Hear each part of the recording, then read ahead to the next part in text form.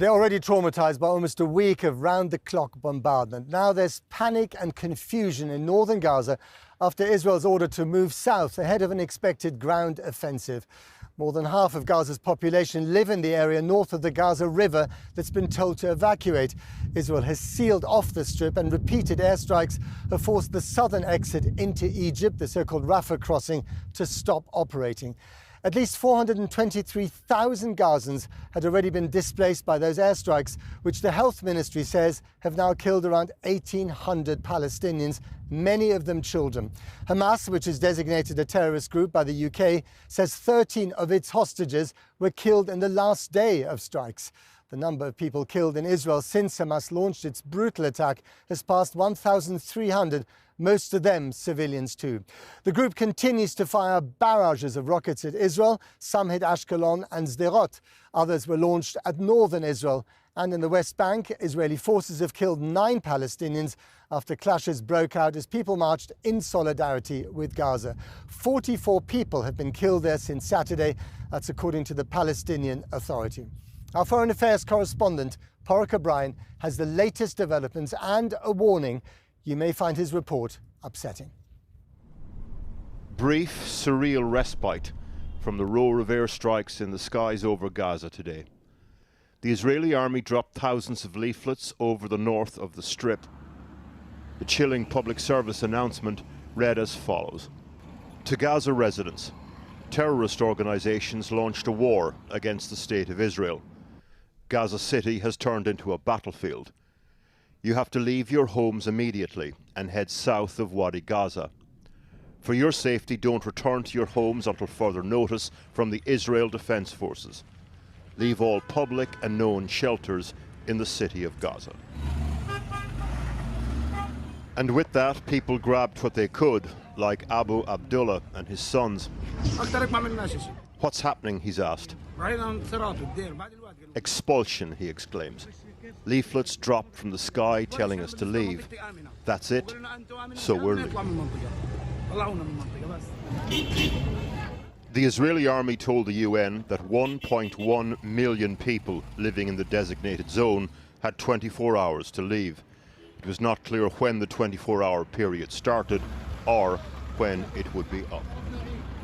Generations of refugees displaced again. It happened to our grandfathers, this man says. It's happening to us now. It's happening all over again, being forced out. This morning, an admiral in the Israeli army acknowledged the difficulty of that number of people fleeing in just a day. He also said that Hamas had set up roadblocks preventing people from leaving. We've been told about police checkpoints in the area, but we have not seen visual evidence of Hamas physically turning people back. We've been trying to contact people in the north of Gaza all day. It's been difficult to get through because the internet is down. We finally did connect over the phone with Musab Abu Toha. He's a well-known author and poet living in the evacuation zone.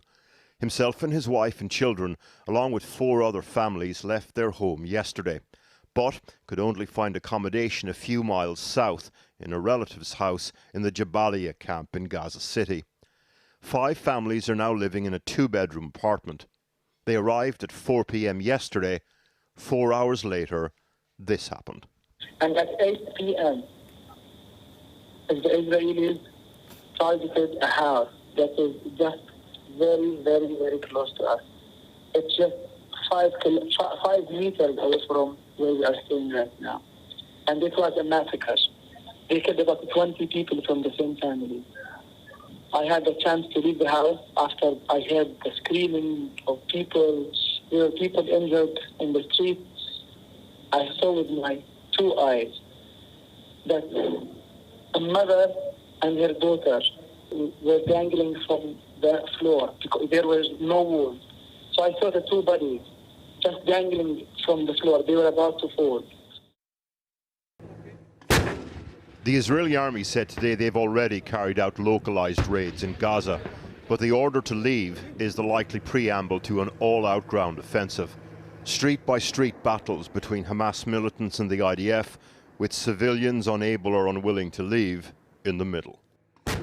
The UN said the evacuation order today will have devastating humanitarian consequences. The United Nations considers it impossible for such a move to take place without devastating humanitarian consequences. The United Nations strongly appeals for any such order to be rescinded, avoiding what could transform what is already a tragedy into a calamitous situation. According to Gaza's health ministry, the number of dead since the bombardment began is approaching 2,000.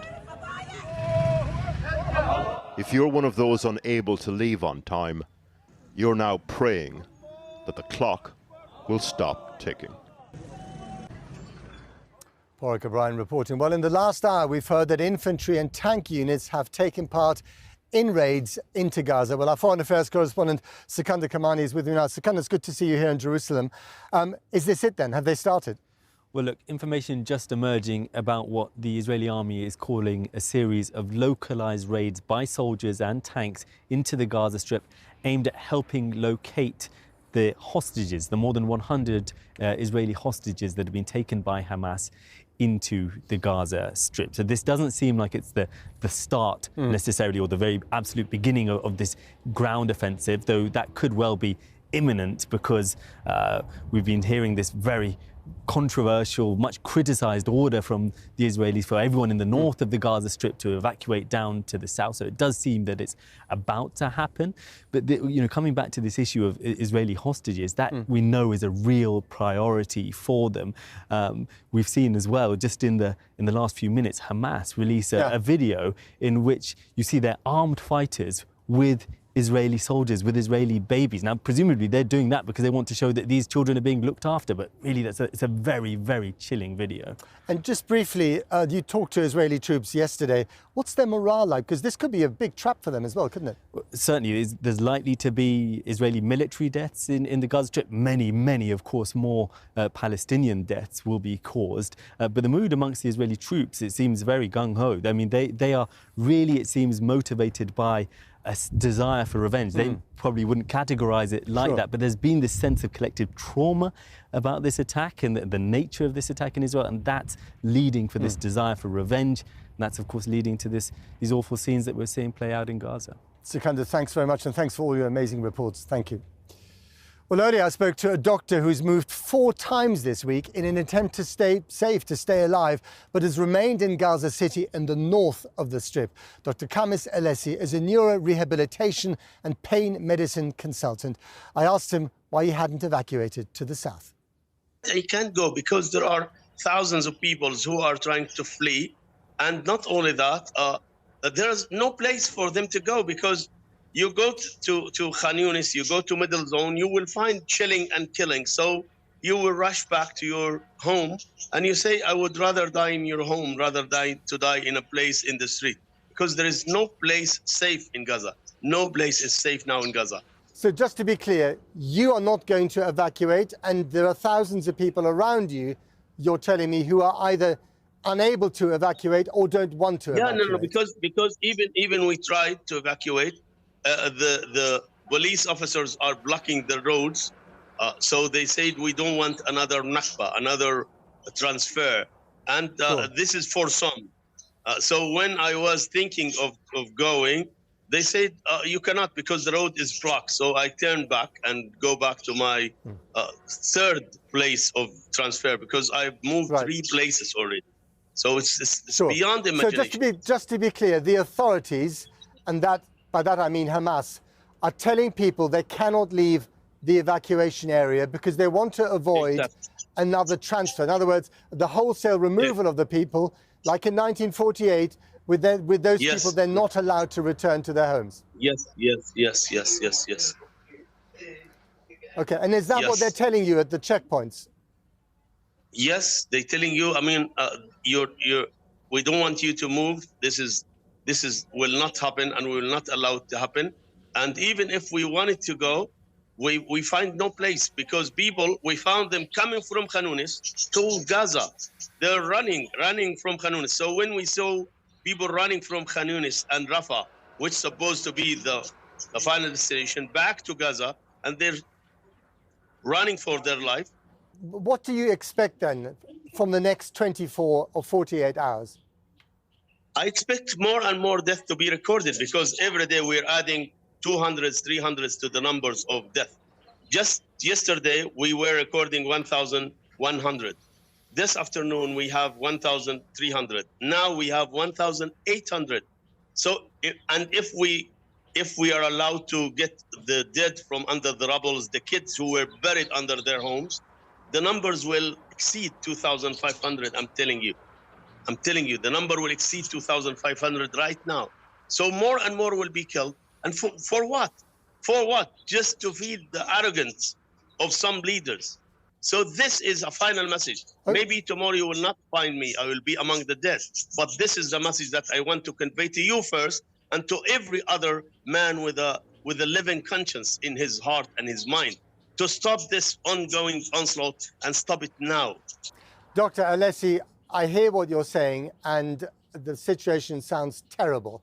And I'm very glad that you're telling us your story and describing the situation where you are, because it needs to be heard.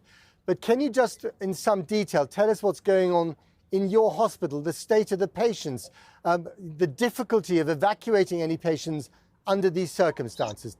Just describe that to me, please. In fact, yesterday I was at Chief Hospital, and yesterday they still have maybe some fuels for 3 days more. So in 2 days, the hospital will be shut down. Today, they have no more beds for patients, no more beds in the ICU. So patients are being seen on the stairs, in the streets, near the car parks, because they have no more beds. Patients are coming in hundreds. Unfortunately, more and more patients coming with severe injuries, no more medicines, no more drugs, no more light, no more oxygen, no more ventilators for the ICU patient because no more electricity. So more and more patients will be dying indirectly because of this ongoing onslaught before the eyes and ears of the modern world, unfortunately. All right, Dr. Kamis Alessi, thank you very much indeed for giving us that interview, and I wish you all the best. Thank you. Thank you. Now, the US is working with aid agencies on setting up safe areas for civilians in Gaza. Secretary of State Antony Blinken is on a 7-country Middle East tour, taking in Jordan, Qatar, Bahrain and Saudi Arabia today alone, as he tries to stop the conflict between Israel and Hamas spiralling into a bigger war. It already threatens to pull in Lebanon after Israel shelled the Lebanese army observation post at the border. The Reuters news agency says that one of its journalists was killed. Friday prayers in Jerusalem are never straightforward, even in calmer times. But danger now hangs in the air, more than ever. As pungent as the tear gas used to attempt to defuse the situation.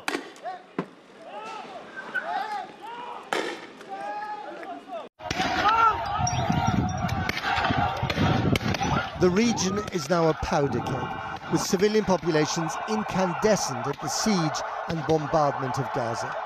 Many of those in Jordan used to live in the neighbouring West Bank, but authorities there were pushing protesters back from the border with tear gas, a sign of the tightrope that Israel's neighbours are now walking, how to express outrage without escalating the conflict. Israel has already clashed with its northern neighbours this week, and leaders of Lebanon's militant group Hezbollah welcomed their colleagues from Iran today. Together with Hamas, they form what Israel calls the new axis of evil. But preventing them from joining the conflict is now the major aim of diplomatic efforts across the world. The calls with us by great powers, Arab countries, envoys of the United Nations, asking us not to interfere in the battle will have no effect. Every time we ask them, why do you not stop the war? They tell us, do not intervene in the battle. Mr. Secretary, Western officials, for their part, are now on the whirlwind tour of the region, desperate to put the brakes on an already spiralling situation. US Secretary of State Antony Blinken met with the King of Jordan and Mahmoud Abbas, the 87-year-old president of the Palestinian Authority, and whose influence on the conflict is more theory than practice. More promising, perhaps, may be tonight's talks with the Qataris, better placed to broker between Hamas and Iran. I think Anthony Blinken is doing his best. I think the fact that he's already landed in Qatar and meeting the emir there is extremely significant. I think Qatar is a very wise choice given its links both with Israel and Hamas and in the region. It's, I think, intensifying the diplomatic efforts ahead of any further inevitable escalation is absolutely key, given that with escalation, the humanitarian situation will deteriorate rapidly. We're with you, Mr. Prime Minister, and as the President said, we have your back. And, US Defense Secretary Lloyd Austin was in Tel Aviv to affirm the unequivocal support being given to Israel. No need for soft words when your arrival is preceded by the biggest aircraft carrier group in the US, now parked in the eastern Mediterranean. But this too is a tightrope, with the UN warning that Israel's next action could turn a tragedy into a calamity. If the West becomes complicit, will anyone take their calls for restraint seriously? for any country, for any group, or anyone thinking about trying to take advantage of this atrocity, to try to widen the conflict or to spill more blood, we have just one word: don't. One theory is that Hamas has laid a trap for Israel by luring it into the Gaza Strip with the viciousness of its attack a week ago. Israeli soldiers fighting at close quarters in streets turned into a warren of rubble. But it could also be a trap, or at least a moral maze, for Israel's backers wherever they are. Does unflinching support for the country that has suffered the worst loss of life since the Holocaust create a calamity for innocent Palestinian civilians, with consequences felt for years to come? Well, joining me now from Washington, D.C. is John Kirby, the White House National Security spokesperson. Thank you so much for taking time to come on our program, Mr. Kirby. We are all united, I think, in shock at the appalling events of last Saturday. But would you agree with the United Nations that Israel's order for 1.1 million people to evacuate the north of the Gaza Strip in less than 24 hours is almost certain to lead to calamity? We're concerned about the fact that Hamas is throwing up roadblocks and not letting people and ordering them to stay in their homes. Now, I'll let the IDF speak for their evacuation order. It's a tall order, to be sure, to try to move that many people south in that kind of a time frame. I mean, that's, I think, they should be the ones to talk about their desires to do that. I think we understand essentially the goal behind this was to try to get civilians out of harm's way, and that's a commendable goal because it's Hamas that's putting them in harm's way, not only by sheltering in hospitals and schools and tunnels underneath their houses, but now telling them to stay home and putting up roadblocks in case they want to leave. Now, one of the reasons why they're putting up these roadblocks, apparently, is that they're worried that if people are going to leave the north of the Gaza Strip, they won't be allowed back. It was going to be another 1948 when people were forced to leave areas in other parts of what is now Israel, and they weren't allowed to come back. They called that the big disaster, the Nakba. They don't want another one like that. Do you understand what they're trying to say here? No, I actually disagree 100%. The reason they don't want people to leave is because they want to use these innocent Palestinian civilians as human shields. That's what they're trying to do. I think if you try to ascribe some sort of humanitarian purpose to Hamas, that's a fool's errand. It's more about the land that they're afraid of, losing at the end of the day. And of course, Palestinians know what they're talking about when it comes to that. But let me put it to you like this, or let me ask you this question. The key to all this might be Egypt. Egypt opening the Rafah Gate in the south of the Gaza Strip and allowing people to take shelter there if and when the situation gets even worse. The Egyptians have kept that gate closed. Are you trying to impress upon them that it should be open? Yes, we are talking very concertedly with Israelis and with our Egyptian counterparts to see if we can provide some kind of safe passage out through Rafah so that those citizens of Gaza that want to leave, that they'll have the ability to do so safely and efficiently. We do not think that innocent civilians in Palestinian Gaza should have to suffer any more than they already have by what the situation Hamas has put them in. But I mean, they've suffered already in the thousands of bombardments from Israel in the last week in retaliation to the terrible attacks of Saturday. I wonder also what you make of reports that have now been verified by human rights groups that Israelis have used white phosphorus bombs in their attacks. We cannot confirm those reports. We've seen them, but we're not in a position to be able to confirm them. And are you telling the Israelis, to be cautious, to rein in some of their attacks, to be cautious with civilians? Because so far we've seen very little evidence of that. No, the right number of civilian casualties is 0. Of course, we don't want to see any more civilian lives cut short in Israel or in Gaza. That's what obviously we desire, and we are having active and continued conversations with our Israeli counterparts about the law of war, the law of armed conflict, and respect for innocent human life. There have been many reports, I'm sure you've seen them as well, that actually the Egyptians were telling the Israelis and the Americans that they had intelligence of such an imminent attack from Hamas. Can you confirm that? I cannot. Okay, let me try another one. It's been said by many people in this country that the attack of October the 7th was Israel's 9/11. Now, I think we can all agree that after 9/11, America made a few big mistakes in hindsight. Iraq, Afghanistan, the quick withdrawal, etc. What are you telling Israel and when it comes to not repeating the mistakes that you made and that they should not make? I don't believe that the context and the contours of the conversations that we're having with Israel, and I'm not going to detail diplomatic conversations here, but the contours are not around what happened in 2001 and 2002. It's around what's happening in 2023. And yes, it was on this, the suffering that Israeli has gone through is certainly equivalent to their version of a 9/11, but they get to talk about what this means to them. They get to talk about what they're going to do going forward. They get to make those decisions. The IDF is, I'm not going to speak for their military operations, and we're certainly not shaping our conversations with them about mistakes made 23 years ago. Okay, but you also provide them the means with which to retaliate, the means with which to defend themselves. So are you telling them that if they go too far, if it's too excessive, they risk a much wider conflict in the Middle East?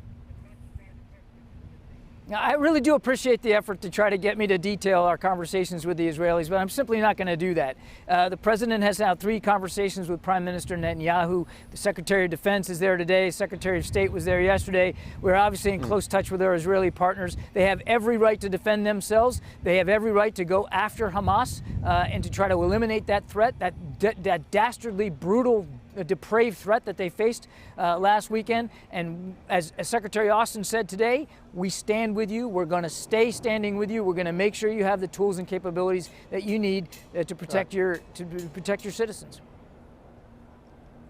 John Kirby, thank you very much for coming on the program. Now, many countries in the Middle East have urged Israel to hold off on plans for an all-out assault on northern Gaza. With roads turned to rubble by airstrikes and fuel running out, the UN says it's impossible to evacuate such a huge number of people in such a short space of time. And for people who are seriously ill or injured, it amounts to a death sentence. Paul McNamara looks at what such a massive evacuation means in a place like Gaza and how a ground invasion might unfold. Tanks and troops amassing in their thousands along the border with Gaza. Positions already dug in and firing. What's expected next? A vast escalation. Israel has called for everyone north of the wetland called Wadi Gaza, including Gaza City, to evacuate south. Some 1.1 million people. But it's not just homes that must be evacuated. This area contains at least 10 hospitals, 3 UN-run compounds and 2 refugee camps. From the top of Gaza to the Wadi, it's only about 10 miles, a 4-hour walk on clear roads. But since Saturday, there have been more than 6,000 airstrikes across Gaza, leaving many roads unpassable. And if the deadline is to be met, since announcing it last night, 46,000 people would have had to cross from north of Gaza to the south every single hour. What's going to happen is not yet wholly decided, The basic choice is whether you essentially have a raid where you go in, do what you can, and then get out again as quickly as possible, or you really attempt to change the political and military situation within Gaza, which will take a much longer time. Some 300,000 Israeli reservists have been activated, alongside a standing force of more than 160,000, outnumbering Hamas's estimated 30,000 fighters. If a ground invasion ensues, the result is likely to be devastating, say strategists. If I was to characterize it as anything, it will be like Mosul or Raqqa in Iraq and Syria. The Iraqi security forces, with coalition air support, had to go do block by block fighting to clear Daesh out of Mosul, and Mosul was devastated as a result. And if Hamas intends to fight for every inch of the ground as Daesh did in Mosul, then that's probably what it's going to look like. Israel Defense Forces say they will do everything to try and minimize civilian casualties, but, quote, the sad reality, it's Hamas's responsibility. I think we can imagine it to look, unfortunately, incredibly brutal, with a really high civilian casualty rate. They've now requested, right, to leave that particular part of Gaza. They've requested them to leave and go to the south. You're talking about 1.1 million people or more having to relocate in the space of 24 hours. It's simply not possible. So unfortunately, I think there's going to be a very high casualty rate. With escalation comes yet more questions, like what does success eventually look like? But for tonight, for many, the only concern is how to get as far south as possible. Well, earlier I spoke to Lieutenant Masha Mikkelsen, who's a spokesperson for the Israeli Defense Forces. She's based in Tel Aviv, and just before the interview, she had to run and take shelter after sirens sounded in the city. I began by asking her about the IDF's order for more than 1 million people living in and around Gaza to evacuate and move south. There's been an instruction by the IDF for the people in the northern part of the Gaza Strip to move south from the northern area of Gaza. We had no time indication on this warning. So are you still sticking to that timetable of 24 hours to get 1.1 million people out of the north of Gaza? We have not 24-hour timestamp on the evacuation. The IDF knows that evacuation takes time, that it takes longer for people to move. We're considering that in our operational assessment. Right. The United Nations has warned that that kind of evacuation of so many people in such a short time frame could be calamitous. We are fighting war against the Hamas terrorist organization. What's calamitous is the murder of women and children, the decapitation of young women, the rape of women and parading them through the streets of Gaza, beheading women and babies, burning people alive in their cars. Hamas has caused the deadliest day in Israel's history, the most Jews killed in one day since any other single day from the end of the Holocaust. The IDF is focused right now on making sure that Hamas never has the ability to hurt Israel like they did on Saturday. Evacuating more than 1 million people, most of them civilians, from a tightly, very congested urban area to another part of the Gaza Strip is going to be very hard to do. And I just wonder if that evacuation doesn't take place in 24 hours, would you still go ahead with your incursion, with your invasion? Gaza right now is a war zone. This is a fact.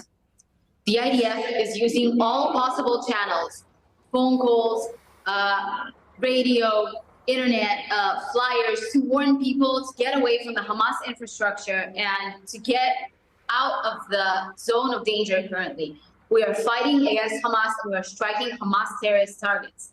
The evacuation is a thing that takes time. We understand that, and it is being taken into consideration. We are assessing the evacuation of the civilians in Gaza, but what we are getting from the field is we have now intelligence of Hamas setting up roadblocks near the city of Gaza to prevent its own people from evacuating and getting out of harm's way. Because Hamas has always and will always use its citizens as human shields. They're cynically abusing the innocent people of Gaza and using them as human shields. When the IDF needs to get into an area or to strike an area, Hamas will not let the innocent people go because they know that makes things complicated, and they do not care. There are thousands of injured people, again, most of them civilians, in the Gaza Strip right now, many of them languishing in hospitals where the power has been virtually cut off. Tens of thousands of people taking shelter in schools or anywhere else that is still safe. Those people may not be able to move. When there's a person sick in a bed, they're not a target. But when a school is used to launch rockets, it's not a school, it's a launching pad. When a mosque is used to store weapons, it's not a mosque, it's a weapons storage. So if there's an innocent civilian there, they're not the target. It doesn't sound like you're going to take a great deal of care to save civilian lives. That is absolutely untrue. The IDF cares about non-combatants who aren't involved in terrorism, and we are aware and have always been aware that Hamas is cynically abusing the IDF and Israel's care for human life to advance their own terrorist targets. Can we expect the incursion to start in the next 24 or 48 hours? All military options have been presented to the Security Cabinet and political echelon. A ground operation is one of them. We will leave it to them to decide when the timing is right, but the IDF is prepared for any option that will be chosen. Okay, going to leave it there. Thank you very much indeed, Lieutenant Masha Mikkelsen. Thank you. From Baghdad and Tehran to Islamabad and Paris, protests have been held around the world supporting Palestinians and condemning Israel for its airstrikes. Such protests have left Jewish communities fearing that they'll be targeted as anger grows over Israel's response to the unprecedented attacks on its people on Saturday. And a warning, there are some distressing images in Jane Deeth's report. Friday prayers in Baghdad. Tens of thousands took up a call from a former Hamas leader for Muslims to take to the streets in support of the Palestinian people. In Tahrir Square, Israeli flags marked with a red cross were set alight. We're demanding the victory of our people in Palestine, the end of the blockade on Gaza, and to reach our voices to the United Nations, as there are random killings of our people in Palestine. In Beirut, Hezbollah protesters headed for the offices of the UN. They chanted, "God bless Gaza." In Tehran, too, there were demonstrations against Israel and the West.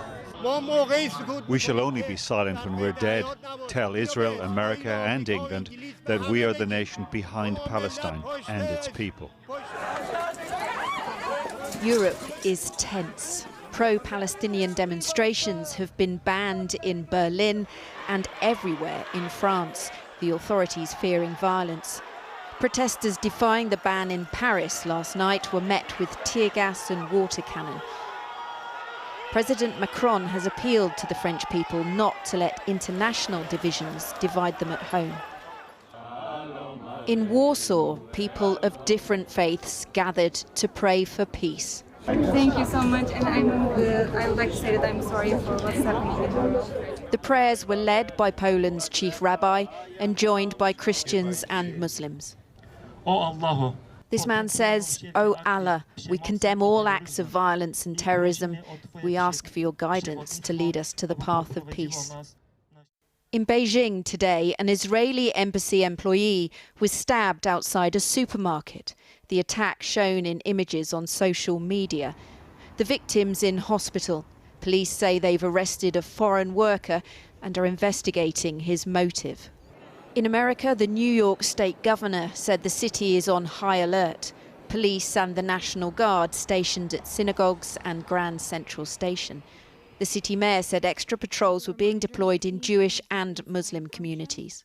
New York City is the most diverse city in the world, and protecting our residents is the most sacred responsibility that we have. We have directed the NYPD to surge additional resources to schools, houses of worship, to ensure that they are safe. In New York, there have been rival demonstrations for Israel and the Palestinians. As tensions mount, countries around the world hold their breath.